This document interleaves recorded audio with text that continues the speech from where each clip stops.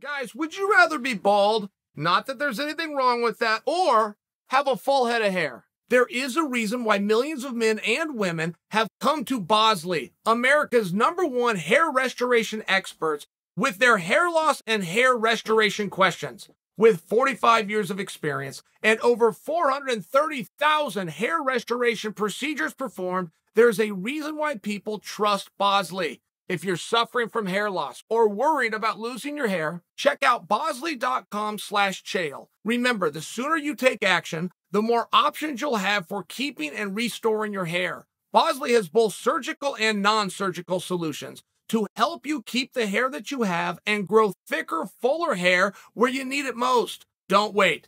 Get the information you need at bosley.com/Chael and learn what you can be doing to keep or grow your hair. Right now, Bosley is giving away a free information kit and $250 gift cards towards a procedure. That's bosley.com/Chael, or just click on the link below. Hey, Chael. Jeff from Toronto. Just watched your video on the best heavyweight fighter in the world is, implying Jon Jones still is that because Jon Jones is always the best, which he is. That being said, and I still remember when you put that video of, I'm done doubting Jon Jones, and it would be a fool to doubt him. That being said, I understand he's gained the weight. I understand he's done the work to change his physiology, but he never fought guys that are this big or hit this hard. Discuss. Well, thank you, Captain Obvious. I'm well aware of that. I've got to tell you, though, right from Jump Street, there's not very many very big guys that you can tell me that have ever done real well in sport of combat.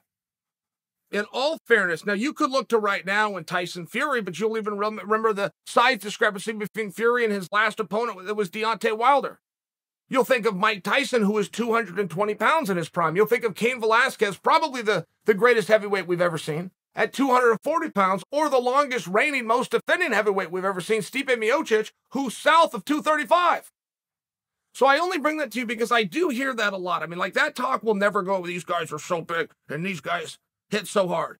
And nobody ever wants to tell the other side of the story, which is they get exhausted fast, their footwork is slow, they're not overly dynamic. You're not going to see spinning wheel kicks and backwards elbow. You're just not going to see flying knees. You're not going to see a lot of techniques. The bigger the guy, the more immobilized he is. And Jon Jones has never fought anybody this big. Look, Jon Jones agrees with you. So it's a little bit weird that I'm disagreeing with you and Jon when Jon's the one that has to go out there and do it. Jon Jones agrees with you that he needs a little bit of size, but I will correct you in that while you have not seen Jon compete with these big boys, Jon has trained with them for a meaningful period of time. Brendan Schaub comes to mind. Travis Brown comes to mind. Alistair Overeem comes to mind. Andrei Arlovsky on a daily basis comes to mind. Jon, when he was at Jackson Wink, so were some of the best big guys in the business.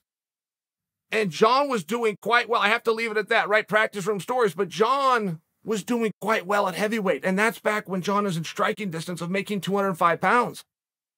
That's before Jon learned how to really deal with somebody that's a big guy, how to keep somebody like that down, how to get them there in the first place. Look, I'm not fully dismissing your point.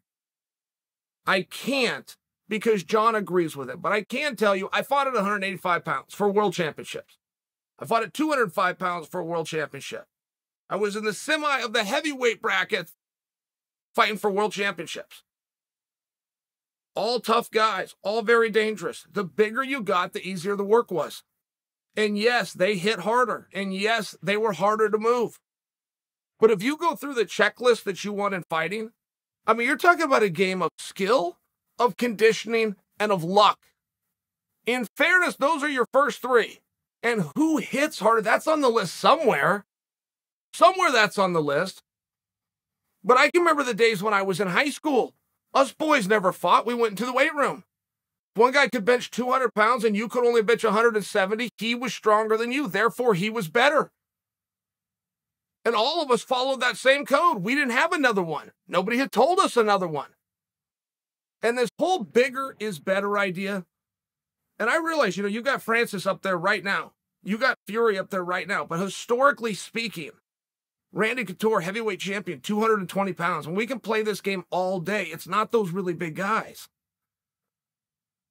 We go a little bit further. It's never those really big guys. I mean, you're talking right, you're 10 years separated between the Grellins and the Rulons of the world and the rest of the field. So I only bring that to you just because it's the oldest adage, right? That started on the playground when some dude's kid got his ass kicked. And when that guy had to go to work the next day and explain why little Timmy's got a black eye, he then adds for his buddies, well, but the kid he fought was 20 pounds bigger, or he was a year older, right? Then there's this weird tipping point. You get into the pros and all of a sudden whoever's younger has the advantage. I didn't grow up that way. When I was a senior, there wasn't a freshman walking the lands that I had to worry about, but somewhere later in life, that guy who was a freshman when I was a senior, now I'm supposed to give him some kind of an edge. I only bring that to you because you are correct in that Jon has not fought guys this big or that hit that hard. But those guys haven't fought anybody like Jon that's going to kick you in the mouth while punching you in the knee at the same time, who has equal stand-up to ground skills, who if they get under, Jon will change you. Jon's ground and pound will change you. Whatever you come into that match, when Jon gets on top of you, you get up, you are now different. So I can't dismiss what you're saying. And you're talking about a puncher's chance. But I do think that speed, I do think that setups, I do think that movement, I do think that a diversity in attack, I do think dynamicness within your attack are all boxes that you'd want to check prior to power.